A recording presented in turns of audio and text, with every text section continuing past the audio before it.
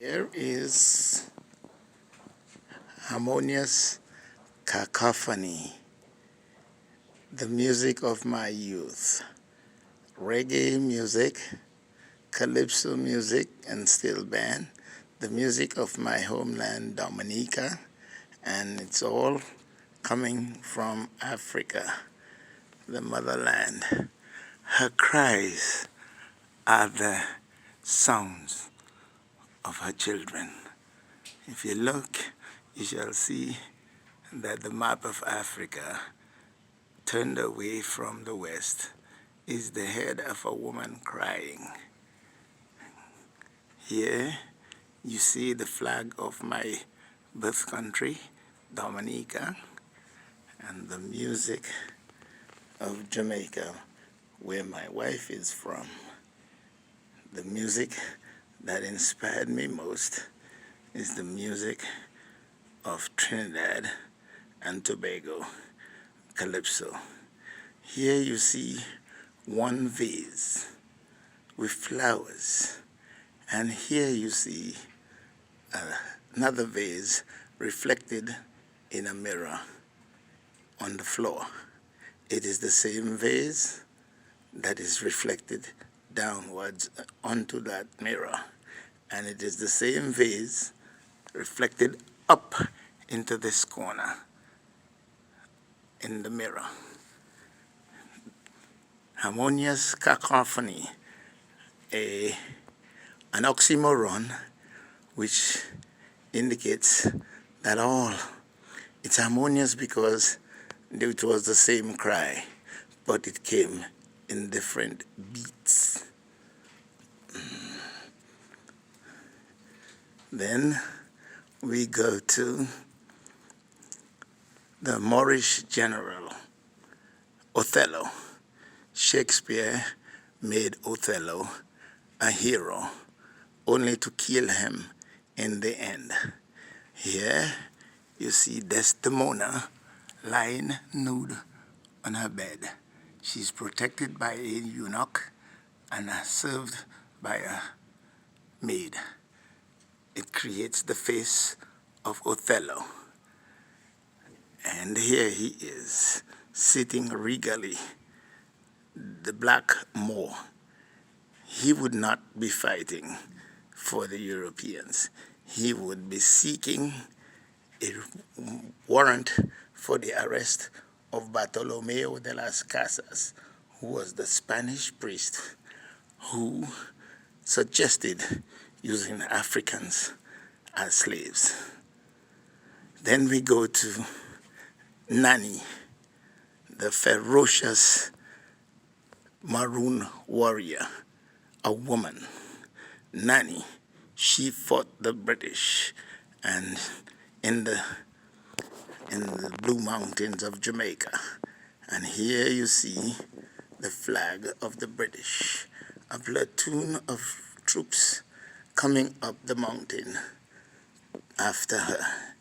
But Nani fought and fought. She never gave up. The wrath of Nani.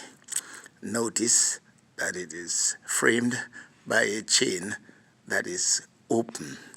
That means she was not going to be enslaved. Ad majorem gloriam Dei. A Jewish gentleman challenged me to create an image of Christ using the Bible, the miracles. Here you see Christ walking on water while Peter sinks for lack of faith. Here you see the draught of fish. When Christ told the fishermen to drop their nets, they protested, saying that they had been fishing all day and had caught nothing. When they pulled up, but they obliged. When they pulled up their nets, the nets were bursting with fish. Then you see the 5 loaves. 1, 2, 3, which he has just broken. 4,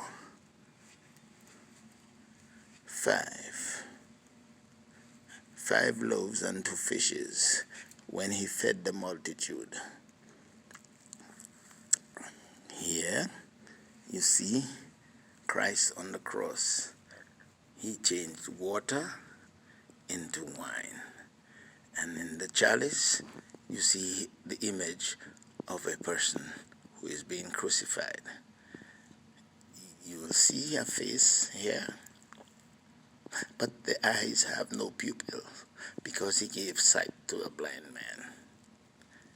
You will see the face of Lazarus, who had died, and Christ brought him back to life. You will see the face of Christ as he was going to his crucifixion. His face was wiped by Veronica. She wiped his face, and his face printed on the apple. You will see the crucifixion of Christ about hovering over the apple representing the original sin, and the chalice about hovering over it, about to crush it, because Christ's crucifixion absolved the sin. Here you will see the coin that Christ took out of the mouth of the fish as the men protested their debt to Caesar. He took a coin out of the mouth of the fish, and said, "Give unto Caesar what is Caesar's, and give unto God what is God's." Ad majorem gloriam Dei. You will see, follow the line, you will see the Father in the Spirit standing next to his Son. Follow this line, and you shall see the triangular Trinity of God. I am the way, the truth, and the life. No one can go to the Father except through me. Here is the apparition of the Father. You have to go through Christ. And then, les mystères Joconde au Code da Vinci. Here you see what you perceive as the Mona Lisa. But if, as Da Vinci said, the artist who wishes to enhance his faculties for creative invention can look at a stain on the wall and see what he wishes to see. Just look at what happens when you look at the shadow beneath her nose. You see a gondola, which is indigenous to Italy, the country from which Da Vinci came. And you look, you will see a boat that looks like her lips. You look here, you see a bridge broken in the middle with two little boats underneath the bridge. You draw back, you see all of this is a river at twilight. You see cypress trees, which are plentiful in Italy, mountains, and on the balcony, which overlooks this mysterious landscape, you will see an armchair. On the arm of the chair is a hand of bananas, the hand that fed me. You will see a basket on the seat of the chair. There's grape, bread, pear, and again you go back to the landscape. You will see the serpent in the form of a road. You will see the fish, Ichthys, eating the fish. Ichthys, Christ, the fish, eating and absolving man of sin. You will see Pope Gregory V, who pronounced Mary Magdalene as a prostitute. He lies in state. You will see St. Peter lying in state across the top, the first Pope. And here you will see Mary Magdalene. And this painting is based on the novel, the Da Vinci Code, the mysteries, the Jocondesque mysteries, the mysteries of the Mona Lisa, according to the code, Da Vinci Code. Here is La Gioconda, Gioconda love for the Mona Lisa. That is what Gioconda means. Philia meaning passion for Gioconda, Gioconda being the Mona Lisa. Look closely. As you see the Mona Lisa's face, she turns into a man and his wife going out shopping on a windy afternoon. They are holding their hats, and the husband is ushering the wife down the stairs. She has a basket balanced on her wrist, and the husband holds her hand as she comes down the stairs. There's another lady crossing the waterfront. As the sun beats down on the water, you see a boat partially hidden by the edge of the waterfront. The wife has her collar up. They were all wearing trench coats, and the sun beats through the window. The viewer, you are standing inside of the house looking out. The house is dilapidated, and you see that the rain has come in and damaged the wallpaper, which is peeling away from the wall.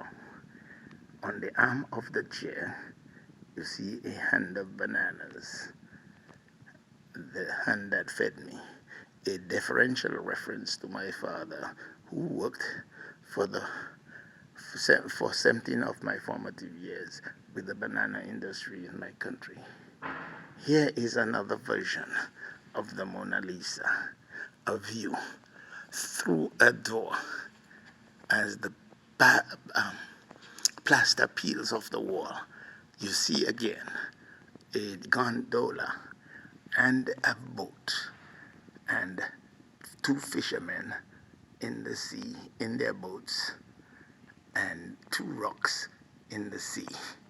Then you pull away and observe that her hair is actually the inner part of the door. On a table, there is an empty bowl with two loaves of bread, two hands of bananas, and a pear.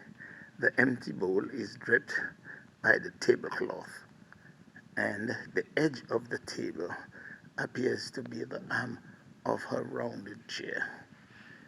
La Gioconda. This is the painting that was on loan to the Museum of the Bible. It's called the Madonna of the Nappy Head Christ. It is simply an armchair on which you see a baby suckling, but in the pose of the crucifixion. You look at his mother's face, and it's actually the messenger running to give the news, and another man walking across the water, across the threshold. There are two homeless people lying next to a pillar. Remember that when Mary and Joseph went to Bethlehem, they were homeless too. So the mother is crying because she can foresee the crucifixion of her son. What ethnicity was her son? She and her son were Jews. And now you shall see the Star of David, but the upper peak of the star is a drop of blood separating his hands.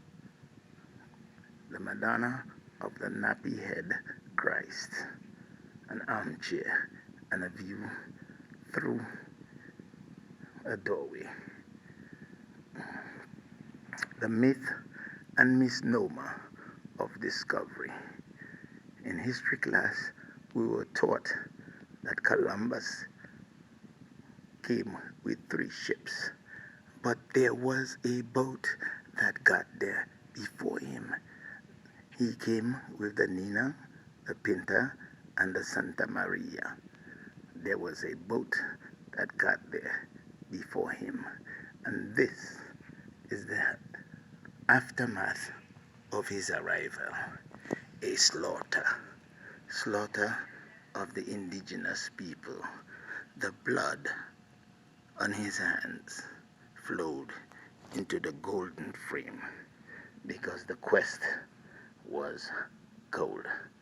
So here you see the myth and misnomer of the use of the word discovery. He didn't discover anything. Mother Africa, she is crying.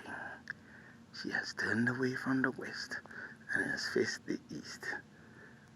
You shall see Lake Victoria, Lake Nyasa, and Lake Tanganyika.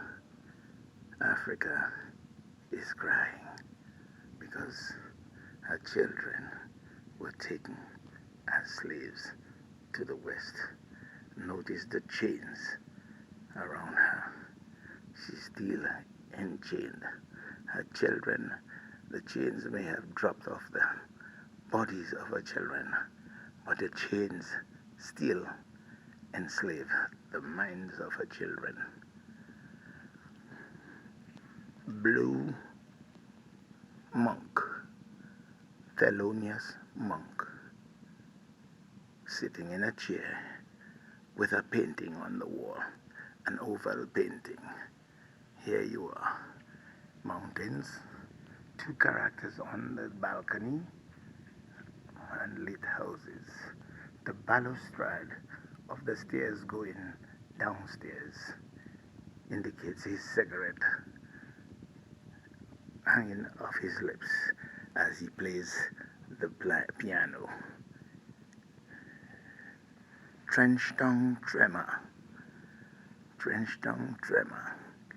Here we are.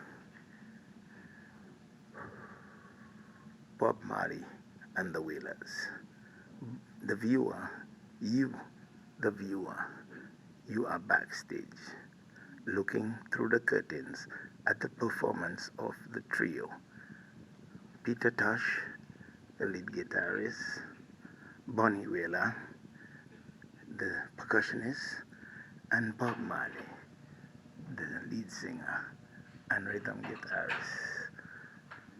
He's playing a drum.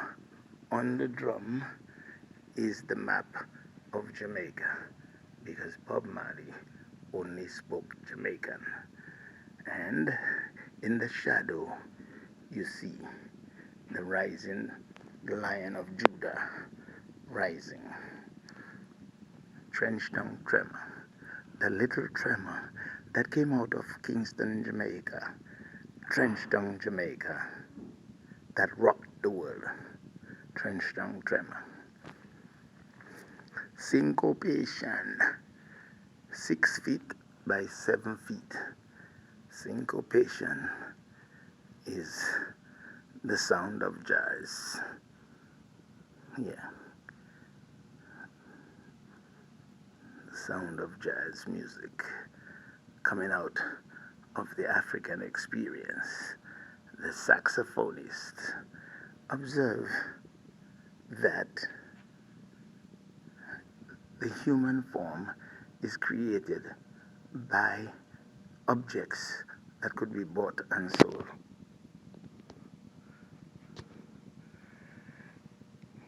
And here you see a table with 2 loaves of bread, 2 hands of bananas, a ladle, which looks like a saxophone. Then you see a fruit dish and 2 jugs, 2 fruits, and you see the form of a human being playing a saxophone.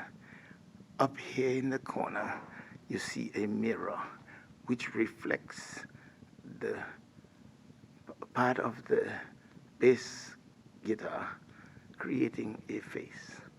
And here, an armchair which creates the body. Chattel. This is what our ancestors were reduced to objects to be bought and sold. In this corner, you see another mirror reflecting the still life on the table in the middle. Yes, you are looking at what appears to be a face, and the armchair with a guitar on it, playing the guitar. You look closely, you will see a lady. Her face is created by the lamp poles, the wheels of the car, the manhole cover, because you're looking through a window.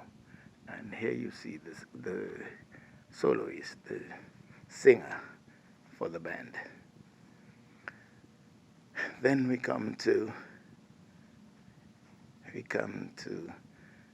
Hoochie Coochie Man, which is a song made by Muddy Waters. This is Muddy Waters' guitar.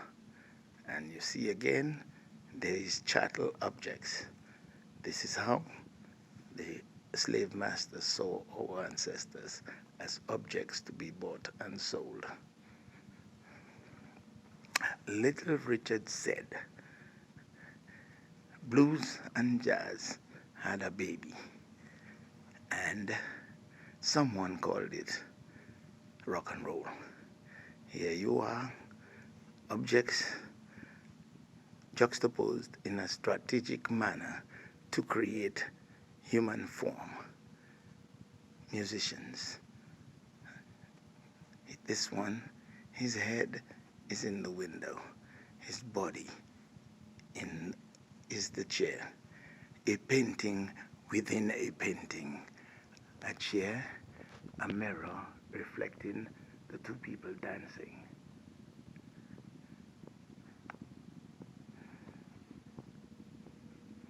There you are, the artist, painting a picture. This picture, he is outside of the painting, but he is reflected in the mirror in the painting.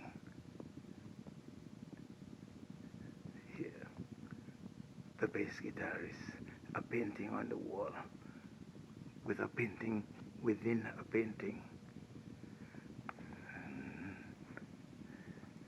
DZ, again, chattel objects, a table, 2 teapots, a candlestick holder, bananas, a funnel, and the back of a chair.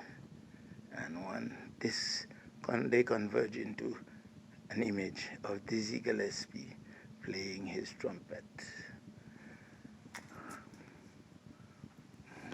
Homage to Lord Shorty I, the creator of soca music, the steel band, the carnival revelers, all come together to create the image of Lord Shorty I.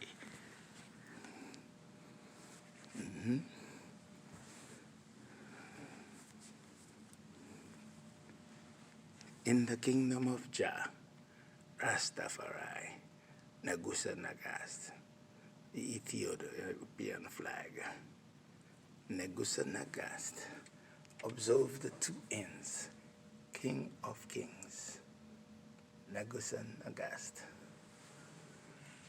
Umkomto Wisizwi, Spear of the Nation.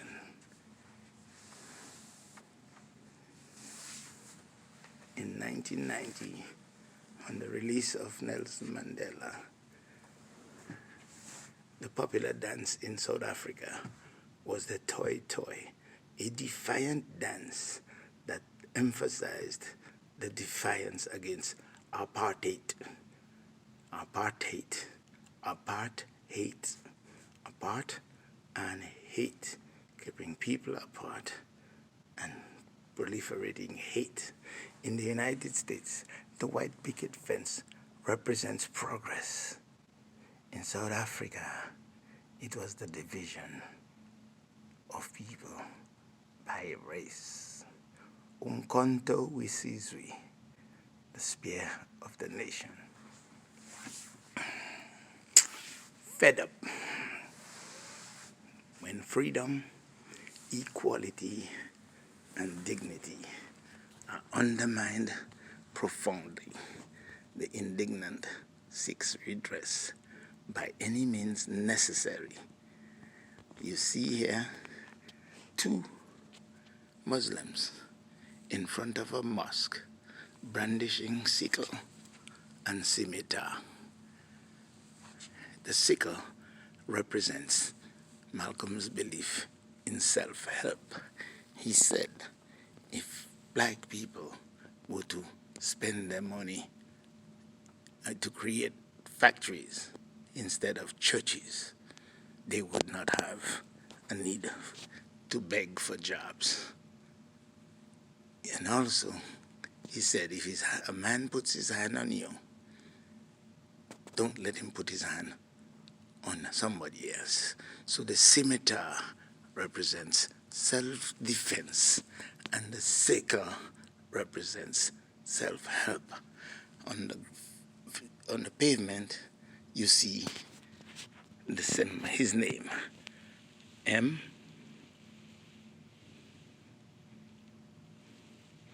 X, Malcolm X. What does the X mean? The unknown name, the unknown African name. X in algebra is always the unknown. So Malcolm and the unknown African name. Sanctification on the mountaintop.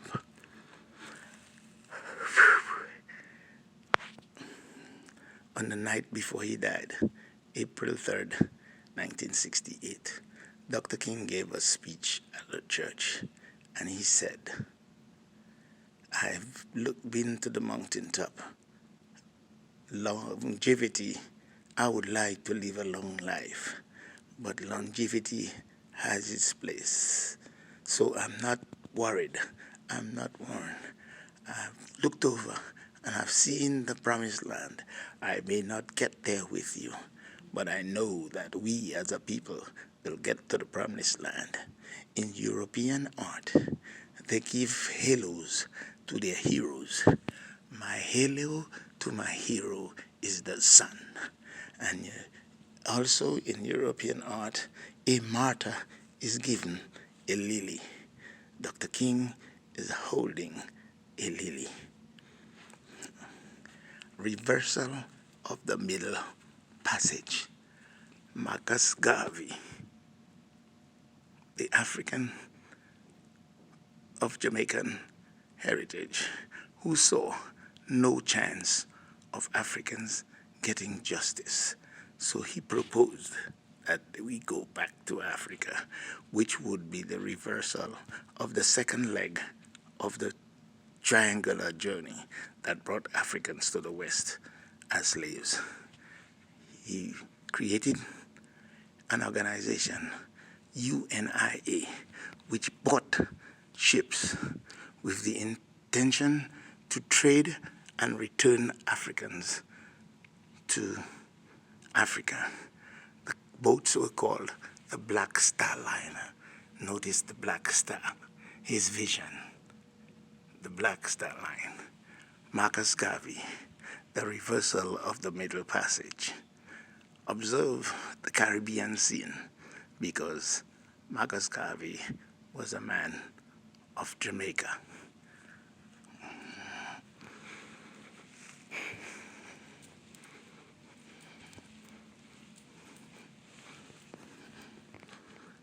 Chattel equation. This is the equation that was made with our ancestors. The African was seen as an object, less than human, 3/5 of a man. So the equation here is objects as human form. Human beings were equated to merchandise to be bought and sold.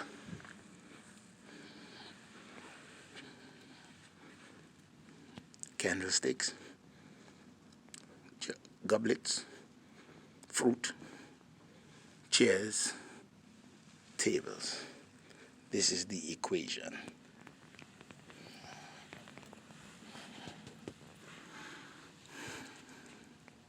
Afrocentricity of modern music, art, and dance. Music of the 20th century came out of a black ghetto. The art that Picasso pilfered was from the African continent to create his cubism. He was influenced by African art. So the origin of that art is Africa. When you look at the dances of the 20th century, the jitterbug, the Lindy Hop, the slide, the mambo, all of these dances are of African origin. So here you see the Afrocentricity of modern music, art, and dance. It's all African. Jazz, bebop, R&B, soul, calypso, reggae, name it. It's all African, all of it. Blue Chattel, here she is, standing proudly, and her face is through the window. You see two geese, one flying and one feeding. The lamp pole, the dog, the shadow of the dog, the shadow of the lamp pole, the awning outside of the window, the balustrade outside the door, the chair, the back of the chair, the fruit dish, the oranges, the bananas, the table on which all of this stands. Yeah, she is standing proudly. She is chattel. She is blue. She wears blue, but she is proud.